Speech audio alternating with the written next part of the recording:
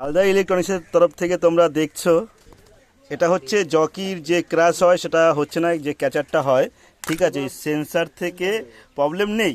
ঠিক আছে, প্রবলেমটা হচ্ছে এখানে যে টাচটা রয়েছে, এখানে এখানে যে টাচের যে সেন্সটা কাজ করছে না। তো এটা পুরোপুরি খুলে ঠিক করা হয়েছে। আর এই যে এখান থেকে যে সেন্সটা হয় এই ভিতরে যায়, গিয়ে এখানে দেখাচ্ছি তোমাদেরকে। এই দেখো স্প্রিং দিয়ে এখানে লাগে, এটা ঘোরানো আছে যদিও বা। ঠিক আছে, এটা রয়েছে SX2।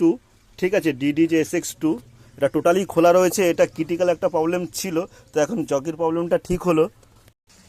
এর যে ক্রিটিক্যাল যে প্রবলেমটা ছিল ওটা অনেক বড় প্রবলেম ছিল, ওটা সলভ হয়ে গেছে, কিন্তু তারপরও জকিতে প্রবলেম ছিল, তো জকির প্রবলেমটা সলভ হয়ে গেছে।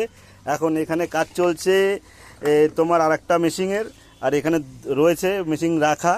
তারপরে এখানে আরেকটা রয়েছে হারকুলেস যে ডিজে, একটা এটা আমার কাছে নতুন, এটা ডেট রয়েছে, এটা পরে কাজ হবে। আর বাদ বাকি যে কাজগুলো রয়েছে এগুলো পরে হবে।